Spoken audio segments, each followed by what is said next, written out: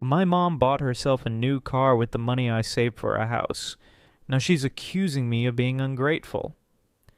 Before watching the video, I ask you to like this video, subscribe to the channel, and write any comment. The most interesting comment will be included in the next videos. Thank you to each of you. Enjoy watching. I'm Aaron, 28 years old, male.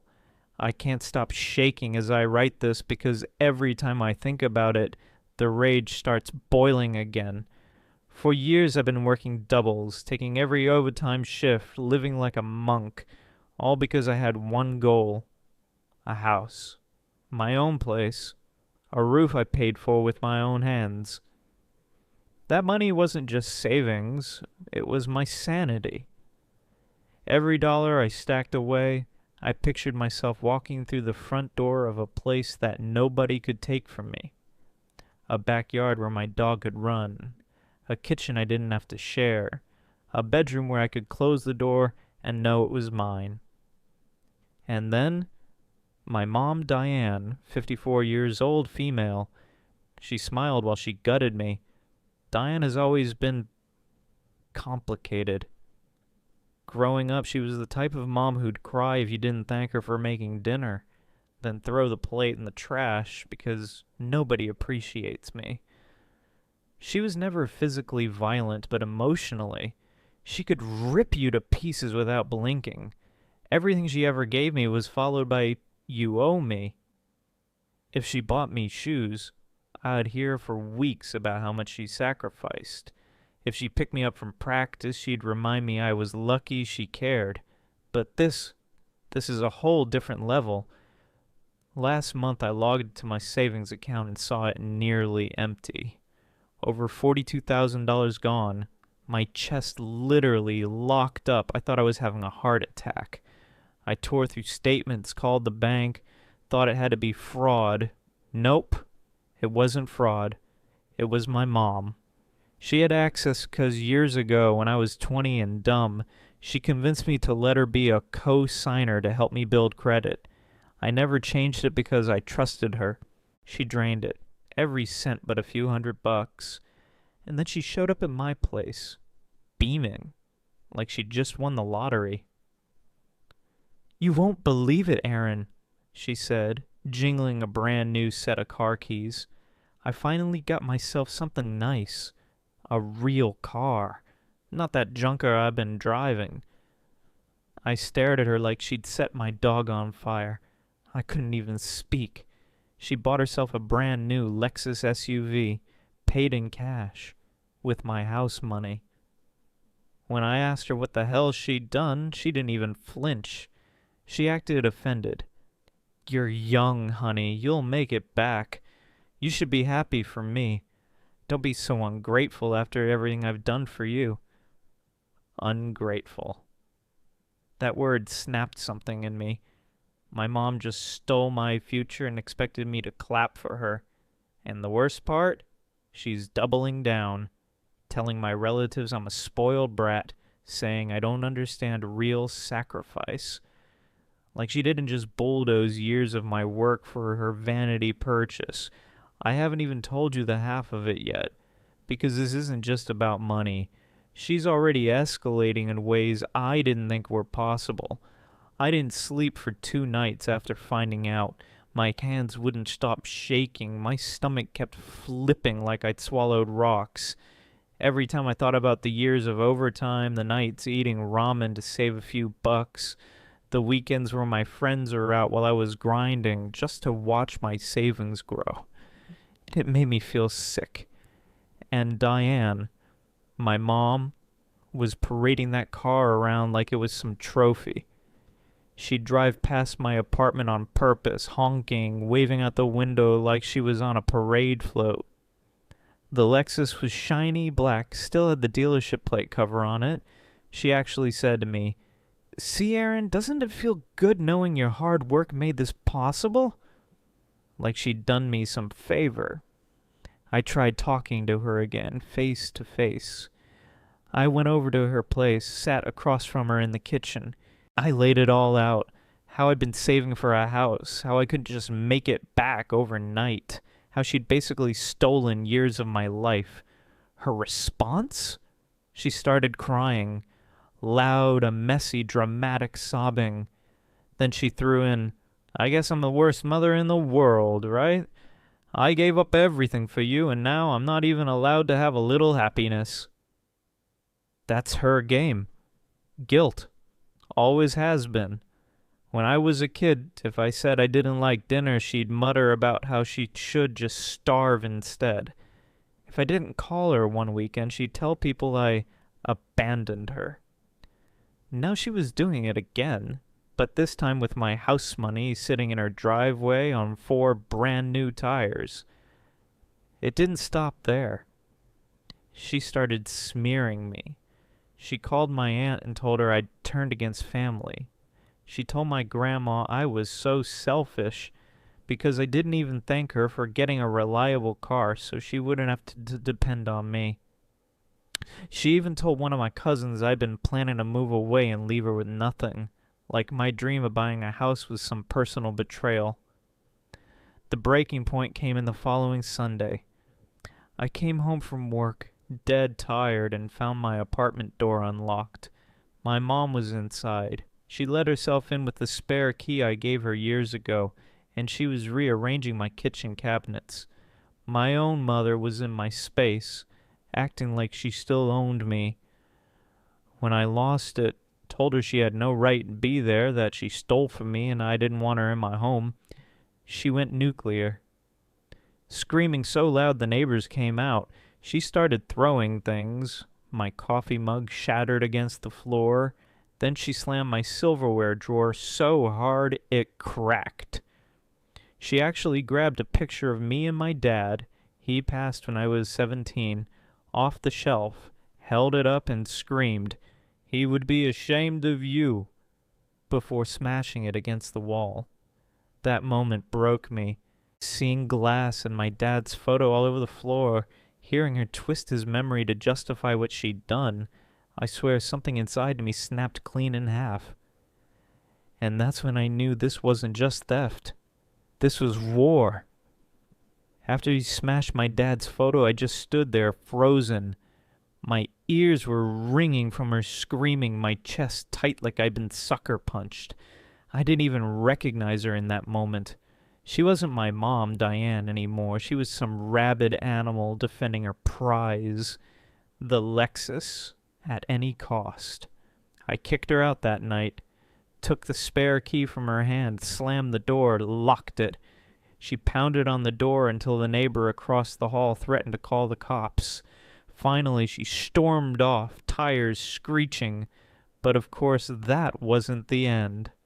The next morning, I woke up to a barrage of texts, over 40 of them. At first, it was guilt.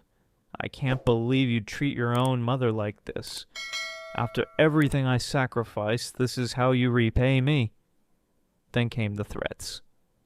If you don't apologize, I'll tell everyone what a horrible son you are. You'll regret cutting me off. Family always finds out the truth. And she made good on it. Within days, Diane started recruiting allies.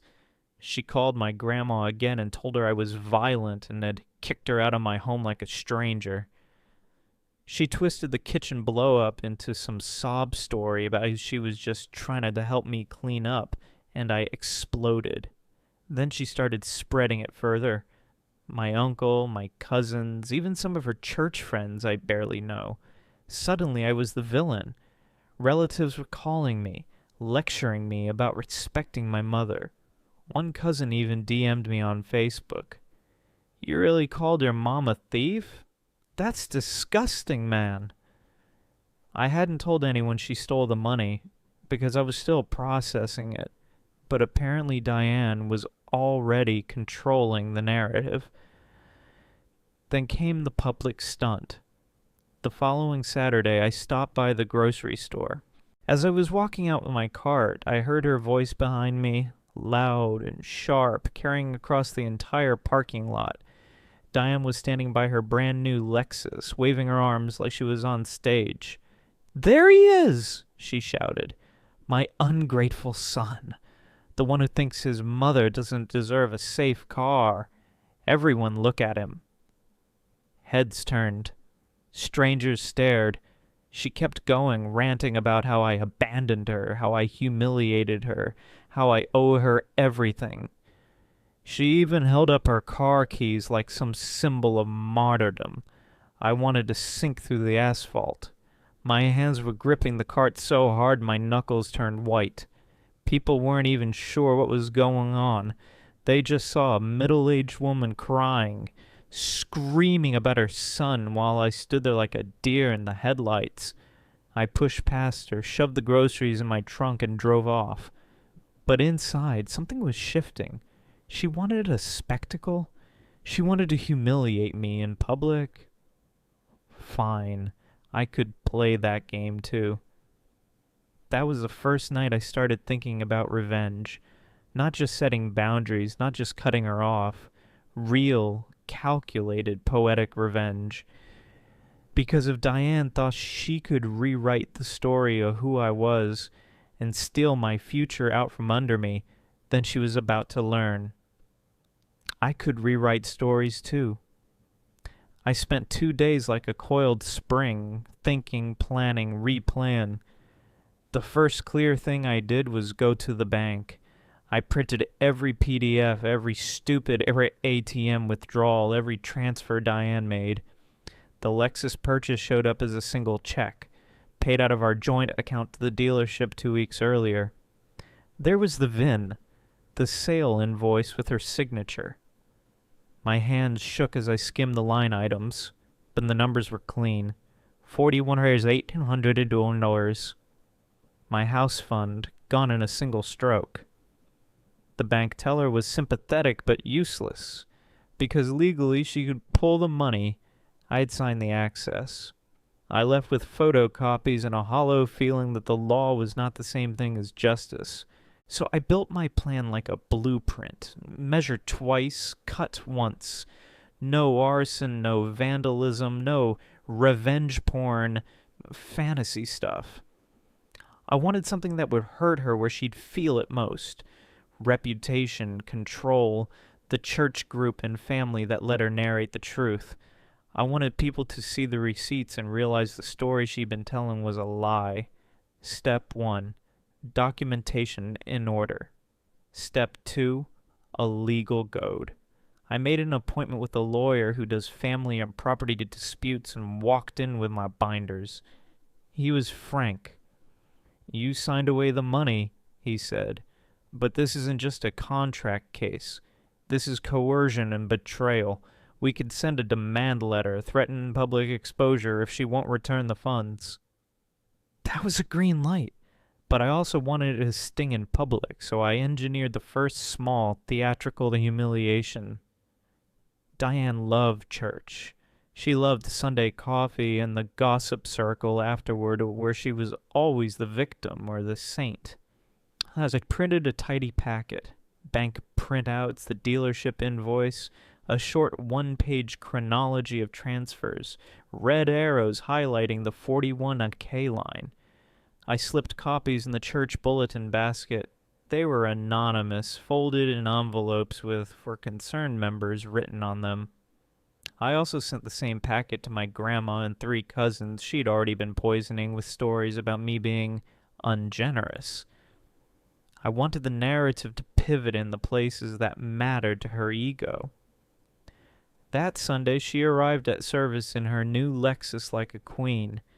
She walked into the fellowship hall and the envelopes were already circulating. I watched her, out of the corner of my eye through the stained glass, wiggle when someone mentioned the bank packet. Her breathing sped. Her hands moved like they were trying to stitch a lie back together. People she'd leaned on for sympathy started asking small, sharp questions. "Diane, is Aaron okay? Did you mean to deposit that money?" She laughed once, too loud, then left early. The payoff was smaller and sweeter than I imagined. She came home that day and the church group text thread was full of screenshots. She called me, voice sharp with panic and adrenaline. Then the theatrics returned. Crocodile tears, accusations about stealing her joy, threats about ruining her. I stayed quiet. I let the pack smell blood and watch her try to stitch her story together while the receipts sat like small, undeniable bones on the table. It worked, except she didn't fold. She escalated. 2 nights after the packets, my tires were slashed. My neighbor heard the noise and called. The windows of my car were keyed with one single word: ungrateful. She'd moved from narrative warfare to physical retaliation. The stakes suddenly felt very real. I wasn't done, but whatever I did next would have to be smarter, cleaner, and impossibly precise. Update: I posted the packet anonymously and then posted a short, sober version here when I could breathe. You all wrecked me. In a good way. The top comment wasn't the burn the car garbage, though someone shouted that and I laughed until I remembered my slashed tires, and most people said the same thing: document, document, document. A handful DM'd me with lawyer recs. One gave a calm step-by-step about demand letters and small claims options. Another sent a screenshot of a similar case where the judge forced partial restitution. Someone joked I should put a for sale ad on Facebook Marketplace for a practically new Lexus, emotional damage included, and I almost did it out of spite. The weirdest messages were the ones that made me cry. My aunt, who I hadn't told everything to, slid into my DMs with a voice memo, 2 minutes of grandmotherly fury at Diane, and said, "Honey, I'm so sorry." That voice memo mattered more than anything. It's one thing to expose a receipt. It's another to crack open a small slice of family that still believes you. A few commenters were skeptical, asked for timestamps, and questioned my memory, so I posted the bank PDFs with redacted account numbers. I know some people will call that showboating, but I needed the internet to be a jury that would listen when my relatives stopped. People told me to be careful. Told me revenge rarely solved the root rot. I get that. But right now, revenge is a tool to buy me time and truth. The tires were a wake-up call. She's dangerous when cornered. I'm not reckless. I'm deliberate. Next move: legal paper, complaint filed, and a public reveal aimed not to humiliate for the joy of it, but to get the money back, or make sure she can't act on it again.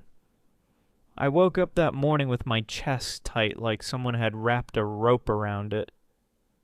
The packet in my hands felt heavier than the stack of bank printouts it actually was.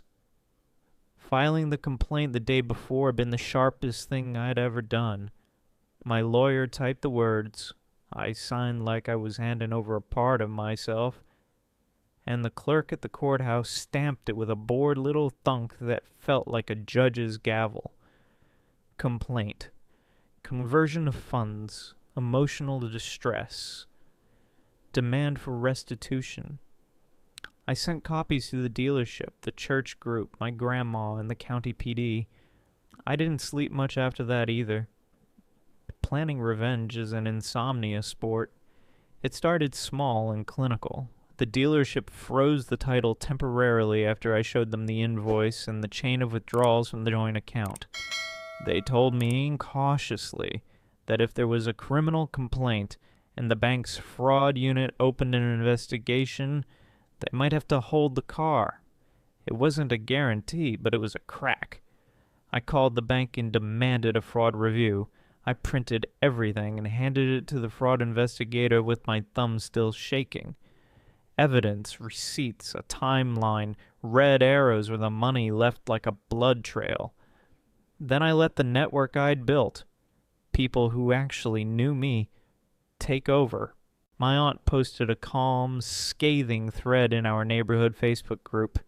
2 screenshots, a short note, and one line that read, "If you think family loyalty excuses theft, think again." Within an hour, my notifications were a strange mixtape of support and vindication. That mattered.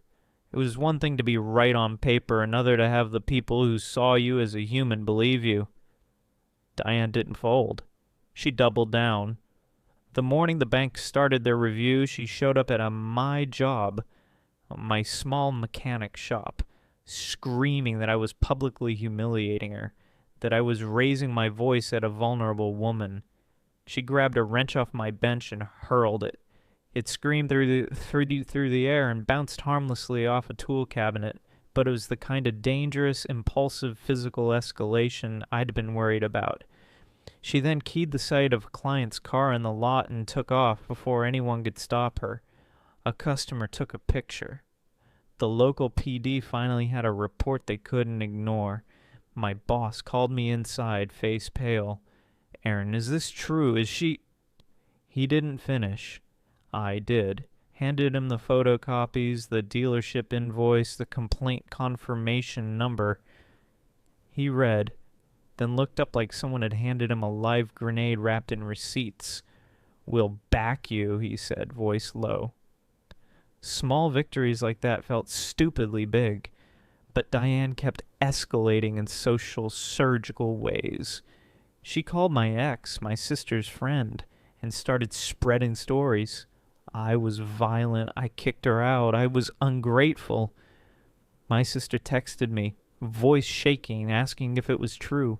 I sent her the PDFs. She called our grandma. Grandma, for once, asked to see the bank statements herself. That was the crack that made everything shift. When your grandmother, who's always been Diane's first audience, says, "Let me see," you know the puppet strings are fraying. Revenge needed teeth, not tantrums. So while the bank investigated it and the PD logged a theft report, I did something petty and precise that felt like putting a tiny mirror under her nose.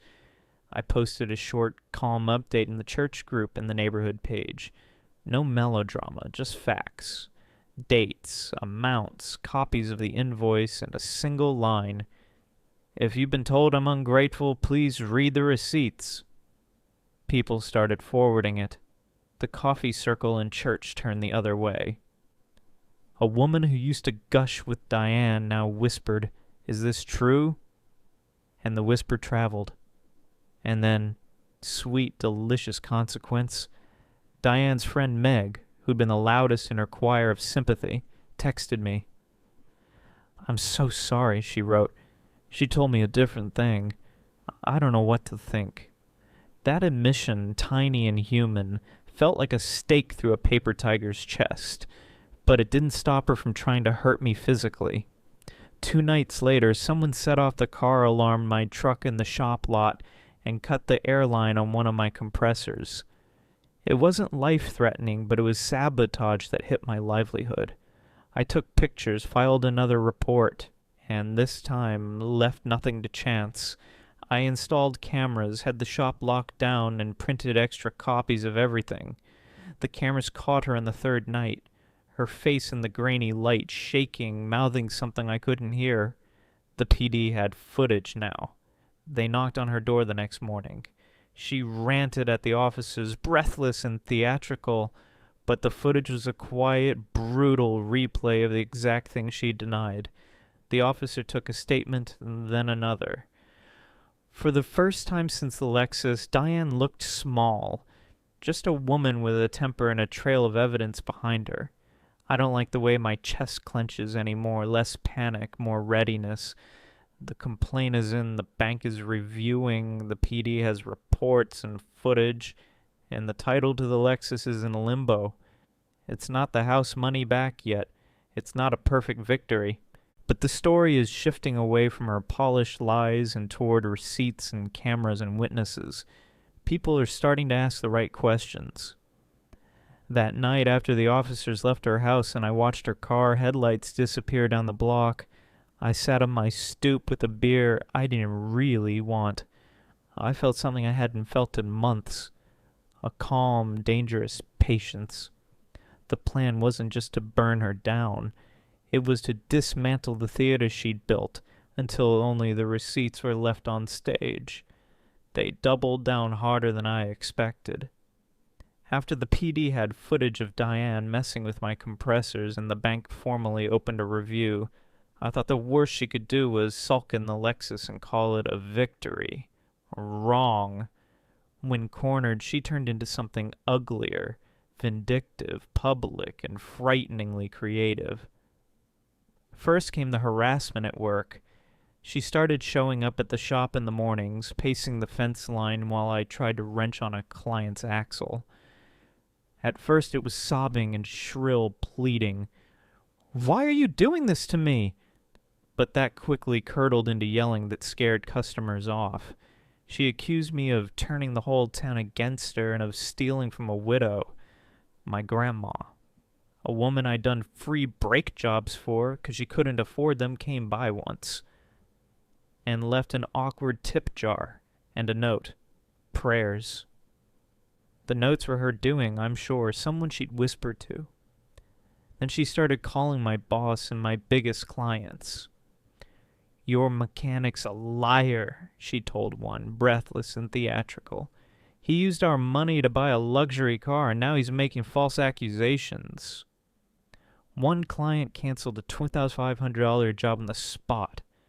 My boss looked at me like he was trying to calculate risk versus loyalty. It felt like watching a slow bleed, revenge that ate at my livelihood. I'd built that shop from nothing. Suddenly I had to defend its reputation like a besieged animal. She escalated physically, too. One afternoon she climbed the little chain-link fence surrounding the lot and tried to yank the back gate open while I was under her truck. I came out swearing, wrenches in hand, and she lunged for the paperwork on my clipboard like she wanted to tear my life apart in front of my crew. I had to push her off, gentle but firm, just enough to keep tools from becoming weapons. She shrieked, "You hit me!" and sprinted to her car, dialing someone in sobs. For a nauseating 24 hours, I felt that familiar noose of violent sun tighten around my neck as the neighbors took her side, because they heard the shriek but not the shove. That was when she crossed into the truly ugly. She weaponized family. She called my grandma, told her I'd begun stealing from church collections and selling the food pantry boxes. Grandma, who had already begun to doubt, wavered again, confused and frightened. Diane called other relatives and told them I'd threatened her, even tried to claim I'd forged signatures to get the money. It was a scattershot smear campaign designed to make folks stop looking at the receipts, so I did something small and surgical. I took the PD's copy of the footage, the bank's timeline, the dealership invoice, and I printed a one-page timeline with photographic evidence, photos of the check, close-ups of the VIN, stills from the shop camera of her at the compressor, and a compact explanation. Dates, amounts, where the money went. Then I hand-delivered that packet to 3 places she valued most: my grandma, the head of the church council, and the dealership manager who'd been ready to freeze the title. I didn't flood social media. I didn't scream in the street. I placed facts in the right hands and let them sit like small, undeniable stones. And the stones rolled. Grandma called Diane and asked a single question. "Show me the bank statement." Meg from the church, who had once led the gossip chain, texted, "I'm sorry, I didn't know." The dealership called me back within 2 days and said the title was now in dispute, and they couldn't release the car until the bank MPD resolved the hold. Tiny things, but they tightened the screws. Then the second update. After I posted the timeline here, people lost it in the best way. Some of you DM'd legal templates. One user sent a checklist for evidence chain of custody that I followed to the letter. Someone made a joke. Gift wrap the Lexus and return it with a bow that says gratitude. And yeah, I laughed because gallows humor saved me. Others warned me about escalation and told me to get a restraining order if needed. That last one stuck. Because 2 nights after the gate incident, following another frantic call from an anxious client, I walked into the courthouse and, on my lawyer's advice, filed for a temporary restraining order.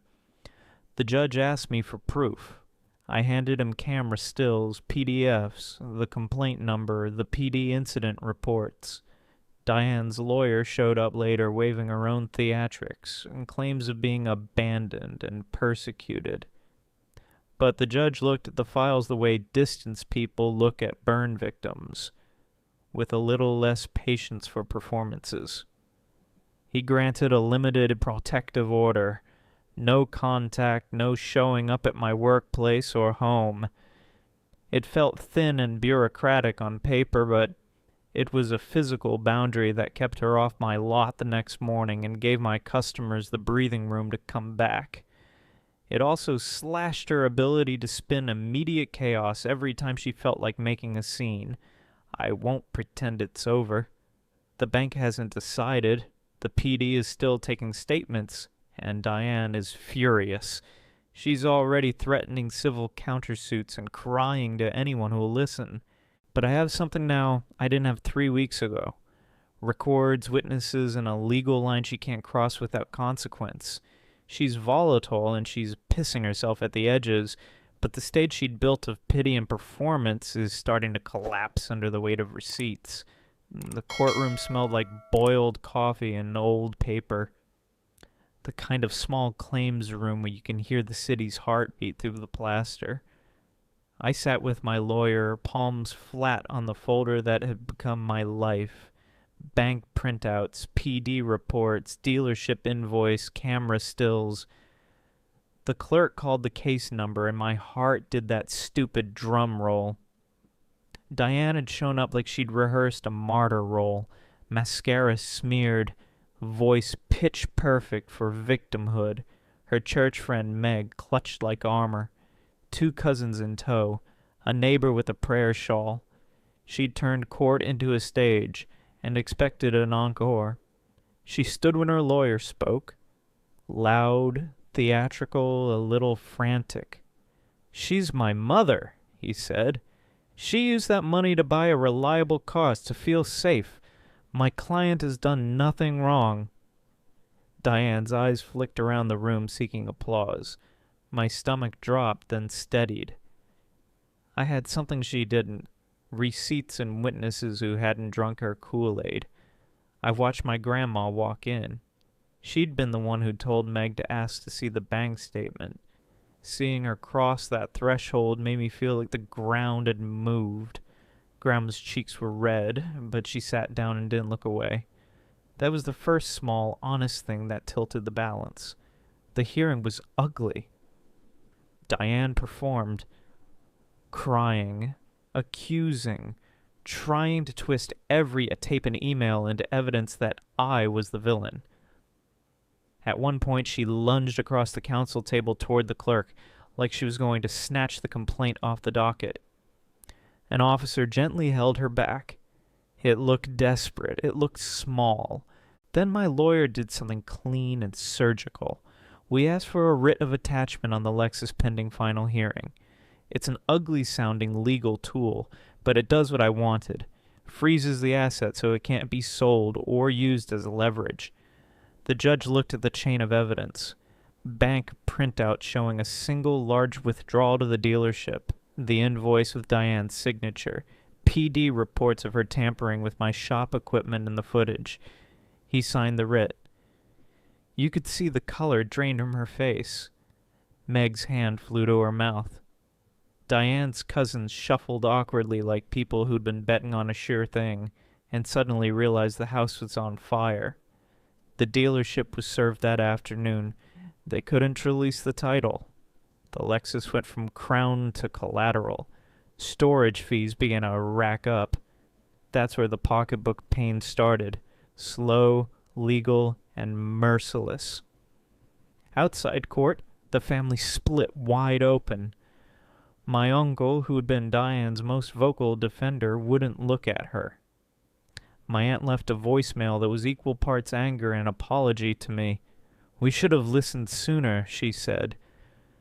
Grandma called me that night and said simply, "I believed you." That sentence felt like a compass needle finally moving toward true north. Diane doubled down in the only place she still had sway, the church gossip chain. She lit the group on fire, accusing me of ruining her life. I let it burn long enough for people to see both sides. Meg, who'd been Diane's mouthpiece, posted a quiet apology the next day. I was told a story and I didn't check. I'm sorry. It was small, but it cracked the choir's chorus of sympathy. Sweet revenge doesn't have to be dramatic if it lands where it counts. The writ didn't give me the house fund back. Not yet. But it turned Diane's trophy into a liability that cost her money and prestige. Every single day, it sat in limbo. It forced conversations she'd been dodging, calls to cousins begging for help, frantic pawn shop visits, pleas to old friends. People who'd proudly lined up to admire the Lexus now sought the fine print. That night I sat on my stoop and thought about what justice actually felt like. It wasn't fireworks. It was a slow, steady unmaking of a lie. I hadn't won everything, but I put the receipts where they belonged. In front of judges, in the hands of people who matter to her. Pride, it turns out, is taxable in small increments. The bank's decision came down on a gray Tuesday morning, and it felt like my lungs finally unclenched after months of living in a pressure cooker. They ruled in my favor. The withdrawal was marked as fraudulent because Diane had signed my name on the transfer slip. It wasn't just theft anymore, it was forgery. The Lexus, which had already been frozen under the writ, was now officially repossessed. Diane didn't take it quietly. She stormed into the hearing red-eyed, shrieking about filial duty and how a good son would never drag his own mother through court. The judge didn't flinch. He read the order, banged the gavel, and walked out while she was still mid-meltdown. Watching her sink into the chair, mascara streaked down her cheeks, was the kind of bitter justice I didn't know my heart was hungry for. She tried to rally after. Phone calls to family, Facebook posts dripping with martyrdom. My ungrateful child ruined my life. But this time, it didn't stick. Grandma cut her off, sharp and cold, telling her point blank, "You brought this on yourself." The church she once leaned on stopped returning her calls. Even my uncle, who'd once bought every excuse she peddled, told her he was done being dragged into her chaos. Meanwhile, I did something small but symbolic. I took the Lexus repo letter, the one with her name, the VIN, and the bold black seized stamp, and framed it above my desk. Every time I looked at it, I felt lighter. That car had been her weapon, her crown, her stage prop for humiliating me. Now it was nothing but a cautionary tale in ink. The sweetest moment came 2 weeks later. I was at the shop when a flatbed rolled past carrying Diane's Lexus, chained and tilted like a carcass. My coworkers all stopped, recognized the car, and one of them muttered, "Damn, that's karma if I've ever seen it." I didn't say a word, just watched it disappear down the street, a piece of my anger leaving with it. Diane still sends the occasional text from unknown numbers, pleas mixed with venom, but I don't answer. The restraining order stands, and the silence is better than any screaming match we ever had. I used the returned funds to open a separate account under legal protection, savings earmarked for my house again. It'll take longer, sure, but this time every brick will feel earned, defended. People keep asking if I'll ever forgive her. I don't know. Forgiveness feels like a language I forgot how to speak. What I do know is this. She taught me the value of walls, not just the kind made of wood and nails, but the kind you build around your life to keep the poison out. And for the first time in years, my future doesn't feel stolen. It feels mine. If you liked the video, subscribe to the channel and like it. You can also watch more shocking stories in the playlist.